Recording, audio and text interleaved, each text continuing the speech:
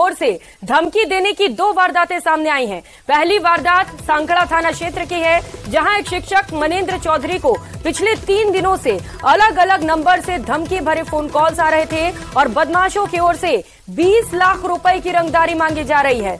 धमकी दी गई है कि रंगदारी नहीं मिली तो पूरे परिवार का सफाया कर देंगे। अब पीड़ित शिक्षक ने सांकड़ा थाने में रिपोर्ट दर्ज कराई है। रिपोर्ट में शिक्षक ने बताया कि रंगदारी मांगने वाले ने अपना नाम काला जेठली बताया है और खुद को लॉरेंस बिश्नोई गैंग का आदमी बता रहा है। तो वहीं दूसरा मामला पोखरण शहर से सामने आया है, जिसमें एक होटल संचालक आसकरण गोयल को भी इसी तरह का फोन कॉल आया। लॉरेंस बिश्नोई गैंग के काला जठेली ने होटल संचालक से 50 लाख रुपए की रंगदारी मांगी है। साथ ही रंगदारी नहीं देने पर जान से मारने की भी धमकी दी गई है।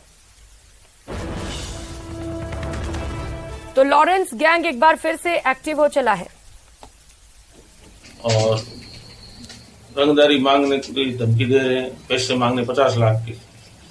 और पिछले हाथ मुकदमा दर्ज किया है पुलिस थाना पोखरण में और कई अलग अलग नंबरों से कॉल आ रहे हैं। कितने दिनों से आ रहे हैं? कब कब आए? क्या बोल रहे हैं आपको? कॉल आ रहे हैं, देख लो। पहले वैसे कई दिन से आ रहे, 23 तारीख को आए थे कॉल, उससे पहले भी 2-3 बार कंटिन्यू फोन आए। आपने इस बारे में पुलिस को सूचना दी?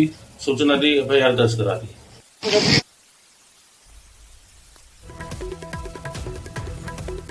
तो लगातार धमकी भरे फोन कॉल्स लोगों तक पहुंच रहे हैं। लॉरेंस गैंग का दबदबा एक बार फिर से बढ़ता हुआ नजर आ रहा है, जहां पर लॉरेंस के नाम पर लगातार लोगों को धमकियां दी जा रही हैं, फोन कॉल्स किए जा रहे हैं और रुपयों की डिमांड की जा रही है। अब 2 और मामले दर्ज किए गए हैं और काला जठेली नाम का ये शख्स बताया जा रहा है, जो लोगों को फोन कॉल कर रहा है, कह रहा है कि अगर पैसे नहीं मिले तो जान से मार डालूंगा।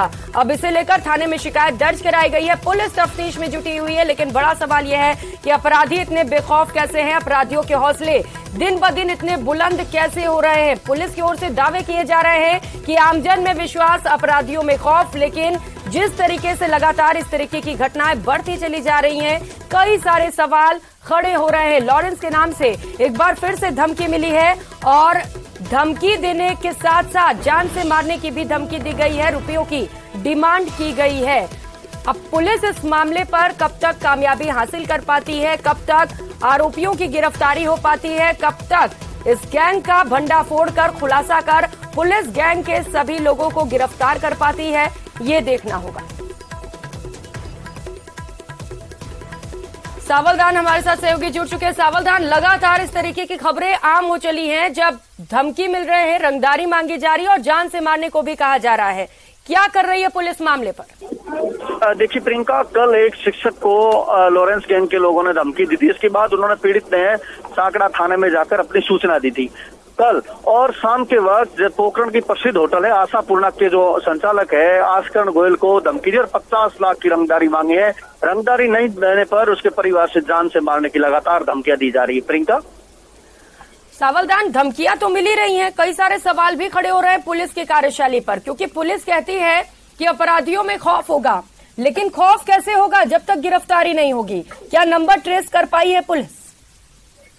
देखिए प्रियंका, बेहतरीन सवाल है कि आमजन में विश्वास, अपराधियों में खौफ का जो टैगलाइन है पुलिस का, वो आज निराधार साबित हो रहा है। लगातार पीड़ित पुलिस को सूचना दे रहे हैं। पुलिस इस मामले को ट्रेस आउट करने में आज तक असफल नजर आ रही है और बड़ा गैंग है लॉरेंस गैंग की धमकी से परिजन और लगातार चिंतित नजर आ रहे हैं। सावधान, लोग डरे भी होंगे, ऐसे में जरूरी है कि जल्द से जल्द गिरफ्तारी कर ली जाए। शुक्रिया तमाम जानकारियों के लिए। कोटा में लापता पत्नी और बच्चों के मामले में भीमगंज मंडी थाने के पुलिसकर्मियों की एसपी से शिकायत करना एक युवक को भारी पड़ गया। युवक को थाना परिसर में जाति सूचक शब्दों से अपमानित कर उसके साथ मारपीट की गई। हालांकि पुलिसकर्मियों ने मारपीट के आरोपों को निराधार बताया। दरअसल 12 के पाकल खेड़ा निवासी हीरालाल मथुरा दर्शन कर ट्रेन से 19 जुलाई को कोटा पहुंचा था। हीरालाल की पत्नी और 2 बच्चे रेलवे स्टेशन के बाहर से गायब हो गए। इसे लेकर हीरालाल ने जीआरपी और भीमगंज मंडी थाने में रिपोर्ट दर्ज कराने पहुंचा था, लेकिन एरिया का हवाला देकर पुलिस टाल मटोल करती रही। हालांकि एसपी के आदेश के बाद भीमगंज मंडी थाने में शिकायत दर्ज करवाई गई थी, लेकिन घटना के तकरीबन 2 सप्ताह बाद भी फिलहाल लापता तीनों का कोई सुराग नहीं लग सका। को मेरे बेटी जवाई मथुरा से आए थे और नाश्ता करके वापस आके देखा तो बच्चे बीवी नहीं मिले। नहीं मिलने के कारण वो थाने में गए, भीमगंज मंडी थाने में गए। जीआरपी का काम है, जीआरपी वालों ने कहा कि भीमगंज मंडी का काम है, उसने रिपोर्ट नहीं लिखी। एसपी साहब के पास चले गए, एसपी साहब ने हमारी पुकार सुनी, जिसके बाद थानादार जी ने हमें बुलाया और बुलाने के बाद उसने कहा कि फोटो लेके आओ और आधार कार्ड लेके आओ तेरी बीवी का, हम इसकी कार्रवाई करें। तो युवक के साथ मारपीट की गई जब वो थाने पहुंचा, क्योंकि 2 सप्ताह बीत चुके हैं, 3 लोग गायब हैं, लेकिन पुलिस के हाथ अब तक खाली हैं। ओम प्रकाश सहयोगी हमारे साथ जुड़ चुके हैं। ओम प्रकाश, सबसे पहले तो पुलिस शिकायत ही दर्ज नहीं करती है, बड़ी मुश्किल से शिकायत दर्ज भी होती है, तो 2 सप्ताह बीतने के बाद भी अब तक कोई सुराग हाथ नहीं लगते। सवाल तो खड़े होंगे, क्योंकि स्टेशन से गायब हुए हैं, आसपास सीसीटीवी कैमरे होंगे, क्या कोशिश ही नहीं की जा रही है पुलिस की ओर से? ऐसा लगता है कि भीमगंज मंडी थाना पुलिस इस मामले को बिल्कुल हल्के में ले रही है। हालांकि उस महिला के साथ 2 बच्चे भी गायब हुए, उसके बावजूद भी करीब 2 सप्ताह बीत जाने के बाद भी, सीसीटीवी फुटेज सामने आने के बाद भी पुलिस को इस मामले में गंभीरता से नहीं लिया। हालांकि पुलिस इस मामले को कितना अलर्ट है, इसका अंदाजा इस बात से लगाया जा सकता है कि पहले तो मामला ही दर्ज नहीं किया गया। हालांकि सिटी एसपी शरद चौधरी की दखल के बाद मामला दर्ज कर लिया गया, लेकिन 2 सप्ताह बाद भी महिला को तलाशने के बजाय आरोप तो पीड़ित ये लगाया जा रहा है कि उनके साथ मारपीट की वारदात को अंजाम दिया गया, उनको गाली गलौज की गई, जातिसूचक शब्दों से एक एसआई ने अपमानित किया। अब तो वो जो पीड़ित युवक है वो अब थाने जाने से भी कतरा रहा है, क्योंकि उनका कहना है कि उनकी पत्नी को बिल्कुल ओम प्रकाश, थाने जाकर भी क्या फायदा जब पुलिस मामले को गंभीरता से नहीं ले रही, उल्टा मारपीट कर रही है। अब जरूरी है कि जल्द से जल्द बीवी और बच्चों को बरामद कर लिया जाए। बहुत शुक्रिया आपका तमाम जानकारियों के लिए।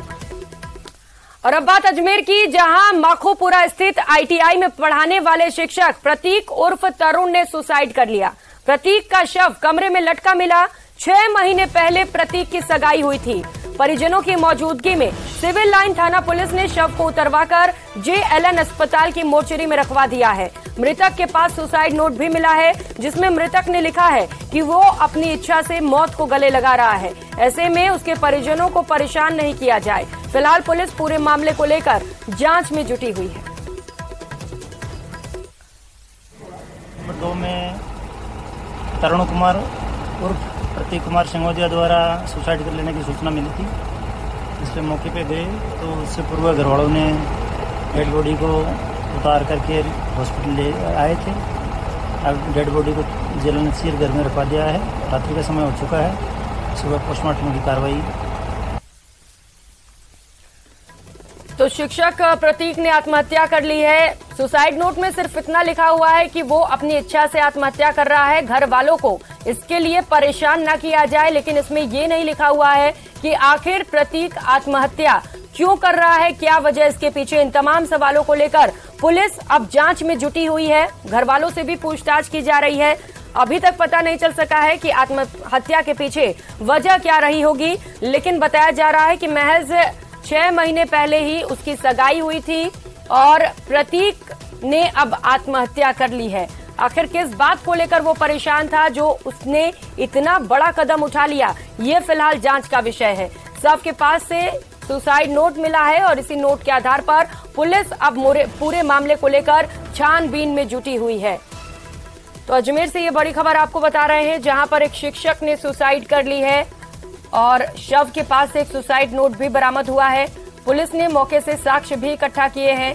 सुसाइड नोट के आधार पर मामले को आत्महत्या के एंगल से जोड़कर आगे की तफ्तीश की जा रही है। घर वालों को घटना की सूचना दे दी गई है और पूरे मामले को लेकर आसपास के लोगों से भी पूछताछ की जा रही है, जिससे कि ये पता चल सके कि आखिर किस बात को लेकर प्रतीक परेशान था। एक शिक्षक ने इतना बड़ा कदम आखिर क्यों उठा लिया, ये जांच का विषय है। सहयोगी अशोक सिंह हमारे साथ जुड़ चुके हैं। अशोक, कुछ ही समय पहले सगाई हुई थी और इतना बड़ा कदम आत्महत्या कर ली शिक्षक ने, कुछ पता चल सका है क्या वजह रही इसके पीछे? जी बिल्कुल, पुलिस जो है सिविल लाइन थाना पुलिस वो मामले की जांच में जुटी है, लेकिन सुसाइड नोट में उसने ये बताया कि वह अपनी मर्जी से सुसाइड कर रहा है और इसमें किसी को भी परेशान नहीं किया जाए। ऐसे में पुलिस के सामने ये सवाल खड़े होते हैं कि उसने सुसाइड क्यों किया, क्योंकि 6 महीने पहले ही उसकी सगाई हुई थी और वह डेली विजेज पर कॉलेज में शिक्षण भी दे रहा था। तो ऐसे में पुलिस अपनी जानकारी जुटा रही है और अभी जो है पोस्टमार्टम प्रक्रिया यहाँ पर की जा रही है और परिजनों से भी इस मामले में पूछताछ की जा रही थी कि वो क्यों अवसाद में आया और उसके पीछे क्या कारण है। पहले लंबे समय से वह परेशान था या फिर अचानक ही उसने सुसाइड किया। तो तमाम पहलुओं को ध्यान में रखते हुए पुलिस अपनी तफ्तीश में जुटी है और पूछताछ के बाद ही इस मामले में कुछ कहना संभव होगा। बिल्कुल अशोक, जांच के बाद ही इसका खुलासा हो सकेगा। बहुत शुक्रिया तमाम जानकारियों के लिए। और रुक लेते हैं एक और बड़ी खबर का। भीलवाड़ा से बड़ी खबर सामने आ रही है। बडलीवास क्षेत्र में टावर पर एक युवक चढ़ गया। उप तहसील से तहसील में क्रमोन्नत करने की मांग की जा रही है। टावर से वीडियो भी जारी किया है। आत्महत्या करने की चेतावनी दी गई है। भूख हड़ताल के साथ ही धरने पर क्षेत्रवासी बैठे हुए तस्वीरें आपको दिखा रहे हैं, जहां पर एक शख्स ने वीडियो जारी कर आत्महत्या की चेतावनी दे डाली है। बडलीवास को तहसील बनाने की मांग की जा रही है। तो बडलीवास को अगर तहसील नहीं बनाया गया तो आत्महत्या कर लूंगा, ये वीडियो जारी किया गया है। युवक की ओर से बड़ी संख्या में क्षेत्र में लोग भी धरना प्रदर्शन कर रहे हैं। भूख हड़ताल पर क्षेत्रवासी बैठे हुए हैं। पुलिस भी मौके पर पहुंची हुई है। समझाइश की कोशिश की जा रही है क्योंकि ये शख्स टावर पर चढ़ चुका है और आत्महत्या करने की भी चेतावनी दी गई है। राहुल कौशिक सहयोगी हमारे साथ जुड़ चुके हैं। राहुल, आत्महत्या की चेतावनी दी गई है, अभी पुलिस वहां पर क्या समझाइश की कोशिश कर रही है, क्या चल रहा है वहां पर? जी, लगातार इनकी एक ही मांग है, जो तहसील है बडलिया उसको तहसील में क्रमोन्नत किया जाए। इस मांग को लेकर लगातार ये लोग वहाँ बैठे हैं। आज एक युवक टावर पर चढ़ चुका है, आत्महत्या करने की धमकी दे रहा है, चेतावनी दे रहा है। लगातार वहाँ पे समझाइश जारी है, पुलिस द्वारा समझाइश की जा रही है। वहाँ पर जो लोग हैं उनके द्वारा भी समझाइश की जा रही है। पर युवक की एक ही मांग है, पहले हमारी मांगे मानी जाए, उसको क्रमोन्नत किया जाए, उसके बाद नीचे उतारा जाएगा। नीचे उतरूंगा, पर अभी भी समझाइश जारी है। युवक नीचे नहीं उतर रहा है, पर पुलिस द्वारा अभी भी उसको समझाया जा रहा है। जो वहाँ पे लोग एकत्र हैं उनके द्वारा भी समझाया जा रहा है। जी ठीक है राहुल, आप नजर बनाए रखिएगा। शुक्रिया तमाम जानकारियों के लिए। रुक करेंगे एक और बड़ी खबर का। सांचौर से बड़ी खबर है। लक्ष्मण देवासी हत्याकांड मामले को लेकर इस वक्त का बड़ा अपडेट आपको बता दें। पुलिस ने हत्याकांड का खुलासा कर दिया है। जेल में बंद प्रकाश गोदारा ने हरियाणा के शूटर से हत्या कराई थी। 2 महीने तक रेकी की गई थी। शराब तस्करी और टोल नाके के संचालन को लेकर विवाद चल रहा था, जिसके बाद 2 महीने तक रेकी की गई और उसके बाद हत्या की वारदात को अंजाम दिया गया था। लगातार ये हत्या पुलिस के लिए गुत्थी बनी हुई थी, जिसे आखिरकार पुलिस ने सुलझा लिया है। लक्ष्मण देवासी हत्याकांड की गुत्थी सुलझा ली गई है। पुलिस ने मामले पर बड़ा पर्दाफाश किया है। हत्याकांड का खुलासा कर लिया गया है। जेल में बंद प्रकाश गोदारा ने ही हरियाणा के शूटर्स को सुपारी दी थी और इस हत्या की वारदात को अंजाम दिया गया था। लगातार 2 महीने तक रेकी की गई और ये पूरा विवाद आपको बताते चले कि आखिर क्यों हुआ, हत्या क्यों की गई। दरअसल शराब तस्करी और टोल नाके के संचालन को लेकर विवाद चल रहा था और इसी विवाद को लेकर हत्या की वारदात को अंजाम दिया गया। इनका बीच में जो पूर्व में आपको बताया था कि टोल नाका का लड़ाई भी था, देन फिर कोई सामाजिक कार्यक्रम में भी उनका झगड़ा हुआ था, दुश्मनी बढ़ गया था। तो इधर वो करता था या ये करता था, उस स्टेज पर ये लोग थे। एंड इस समय पर ये लोग क्या करता है, प्रकाश गोदारा लगभग 25 लाख रुपए का इंतजाम करता है और उस 25 लाख को इसने विष्णु कुडेल को थ्रू मुकेश की चढ़ देके इन लोगों ने एक गैंग बनाते हैं, इनको हटा।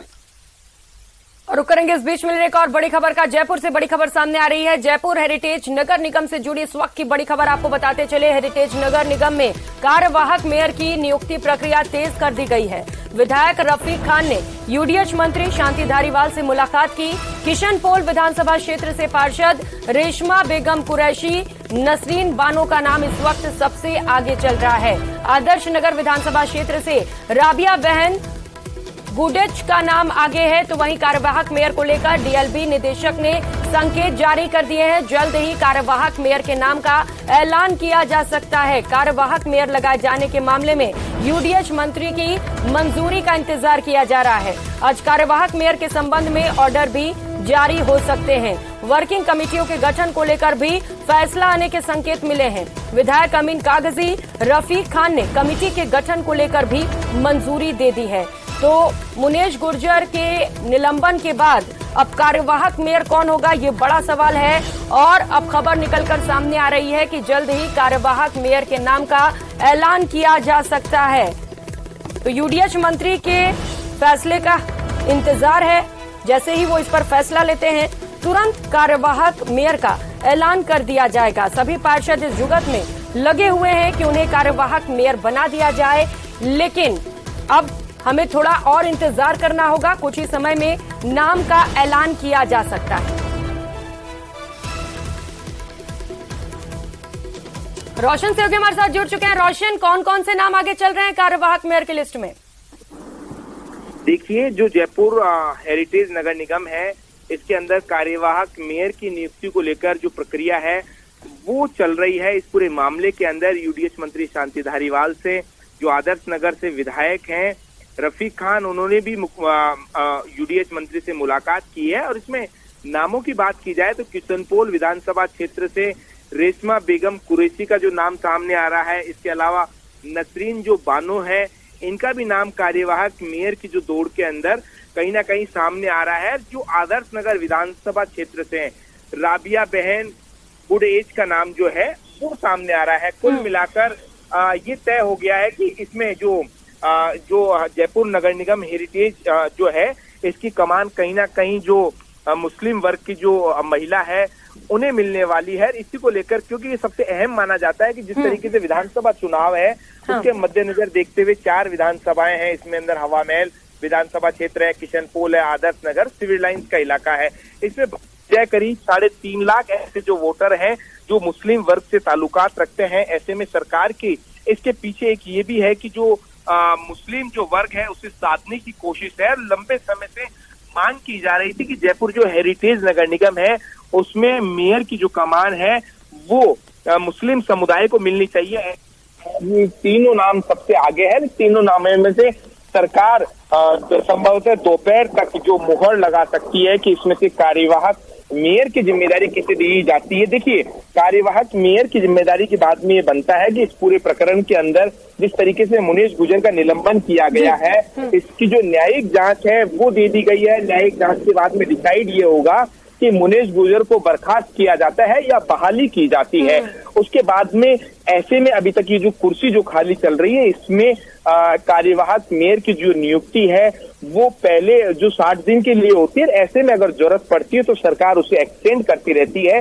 कुल मिलाकर कहा जा सकता है कि जो कार्यवाहक मेयर की जो कुर्सी के ऊपर जो जिस तरीके से जो 3 नाम सामने आए हैं, उनमें से कहीं ना कहीं एक नाम की मुहर लगने की आज उम्मीद की जा रही है। बिल्कुल रोशन, इंतजार है कब ये बड़ा ऐलान किया जाएगा और इसके साथ साथ मुनेश गुर्जर को बर्खास्त किया जाता है या उनकी बहाली कर दी जाती है, ये देखना भी बेहद महत्वपूर्ण होगा। शुक्रिया फिलहाल तमाम जानकारियों के लिए। बीकानेर के बज्जू से इस वक्त की बड़ी खबर सामने आ रही है। 80 लाख की चोरी का मामला और मामले को लेकर इस वक्त का बड़ा अपडेट बताते चले। भांजे की पत्नी बनकर तकरीबन 80 लाख की चोरी की गई। एक महिला सहित 3 युवक गिरफ्तार कर लिए गए हैं। मुख्य आरोपी की भी गिरफ्तारी हो चुकी है। 30 जुलाई को भलूरी में धनाराम के घर से चोरी हुई थी। मामले को लेकर पुलिस ने 2 टीमों का गठन किया था। पुलिस ने बीकानेर, जयपुर, श्रीगंगानगर, हनुमानगढ़ में दबिश दी। अब 4 आरोपियों को गिरफ्तार कर लिया गया है। तो 80 लाख की चोरी के मामले को लेकर इस वक्त की बड़ी खबर आपको बता रहे हैं, जहां पर पुलिस को बड़ी सफलता हाथ लगी है। पुलिस ने टीमों का गठन कर 4 आरोपियों को गिरफ्तार किया है। रुक करेंगे एक और बड़ी खबर का। खाजूवाला से बड़ी खबर है। खाजूवाला में 6 दिनों से लगातार जन आंदोलन जारी है। 6 दिनों से अनिश्चितकालीन बाजार बंद किए गए हैं। कृषि मंडी में भी जिंसों की खरीद नहीं हो रही। खाजूवाला को जिला बनाए या बीकानेर जिले में ही रखने की मांग की जा रही है। खाजूवाला, छतरगढ़ को अनूपगढ़ जिले में शामिल करने का विरोध किया जा रहा है। आज भारी संख्या में धरना स्थल पर लोग पहुंचे हुए हैं। तस्वीरें आप देख पा रहे हैं, जहां पर और भी लोगों के पहुंचने की उम्मीद है। वाहन रैली निकालकर चक्का जाम भी किया जाएगा। धरना स्थल पर भारी पुलिस बल की भी तैनाती की गई है। तो बड़ी खबर, तस्वीरें लगातार आपको दिखा रहे हैं जहां पर लोगों में गुस्सा बढ़ता चला जा रहा है। तो अनूपगढ़ के जैतसर से ये बड़ी खबर आपको बता दें, जैतसर को अनूपगढ़ में शामिल करने का विरोध किया जा रहा है। जैतसर को श्रीगंगानगर जिले में रखने की मांग है और जैतसर मंडी बंद रहेंगी। स्थानीय व्यापारियों ने बंद को अपना समर्थन दिया है। तो तस्वीरें देख पा रहे हैं, बंद का असर देख सकते हैं जहां पर अधिकतर बाजार बंद नजर आ रहे हैं। मंडियों को भी बंद किया गया है। व्यापारियों ने भी इस बंद को अपना समर्थन दिया है। और यहां वक्त चला एक छोटे से ब्रेक का, लौटेंगे फौरन।